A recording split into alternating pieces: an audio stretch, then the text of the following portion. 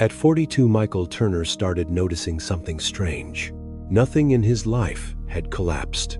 His job was stable. His apartment was quiet but comfortable. But slowly, almost without warning, he began to feel like the person he had built his life around was starting to disappear. The realization started on a quiet Tuesday evening. Michael was sitting in his car in the parking lot outside his office building. The engine was already off, but he had not stepped out yet. The glass office tower reflected the fading orange light of the evening sky. Michael rested his hands on the steering wheel and stared at the building in silence. For 15 years, this place had structured his life. Yet that evening, something about it felt unfamiliar. Earlier that day, Michael had attended a leadership meeting. The conference room was the same one he had sat in hundreds of times before. A long, polished table stretched through the center of the room. One of the younger managers stood near the screen presenting a strategy. People leaned forward.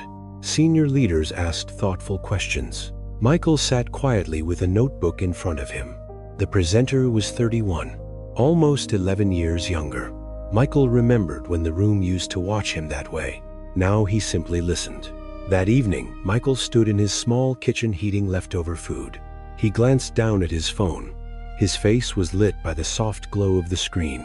His expression was calm, but something in his eyes had changed. Thoughtful, uncertain. The room behind him was quiet. And in that moment, a quiet question settled somewhere deep inside him. Everyone else's life seemed to keep expanding. His felt strangely paused. Later that night, Michael sat alone on the couch in his apartment. The television flickered softly in the background. He was not watching it. His eyes were fixed on the floor. The room was dim. Years of long workdays and responsibilities replayed quietly in his mind.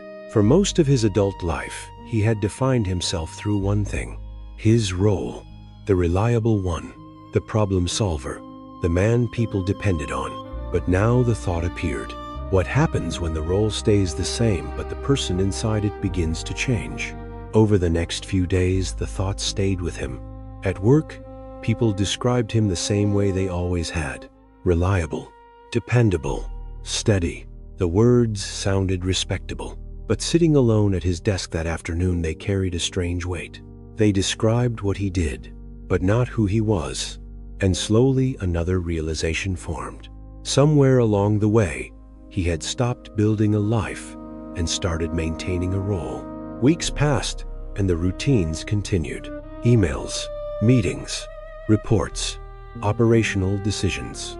Michael handled everything the same way he always had.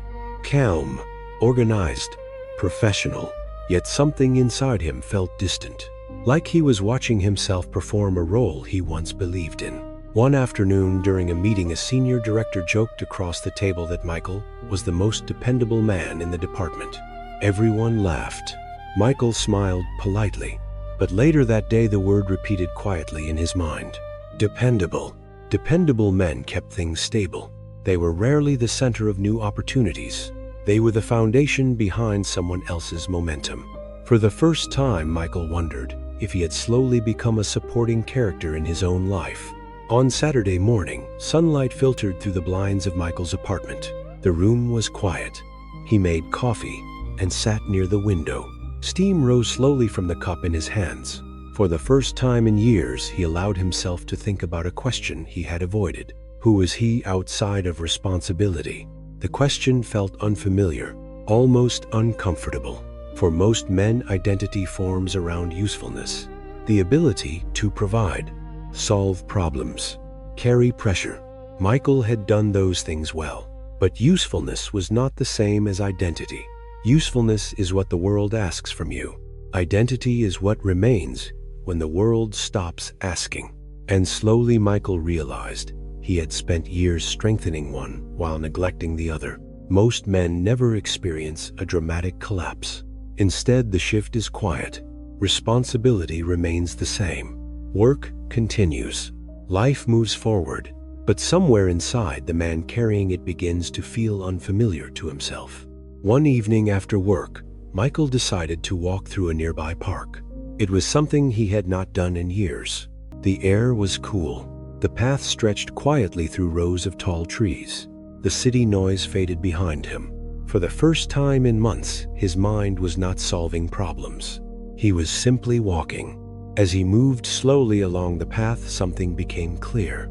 His life had not become empty. It had simply become narrow. Too much of who he was existed inside one place, one structure, one role. And the quiet crisis he had been feeling was not failure. It was imbalance. Michael did not make dramatic changes after that. He did not quit his job. He did not redesign his life overnight.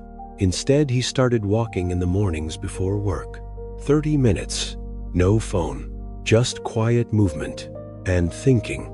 At night, he began reading again. Books replaced the endless scrolling on his phone. Ideas slowly returned.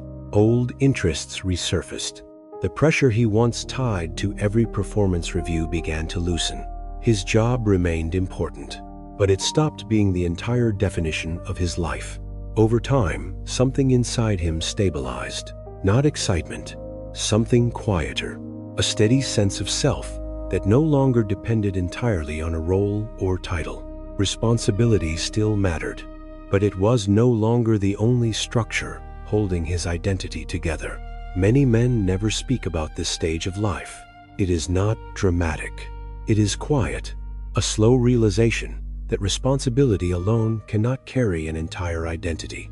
And sometimes the most important question a man can ask himself is simple. If the roles disappeared tomorrow, who would you still be?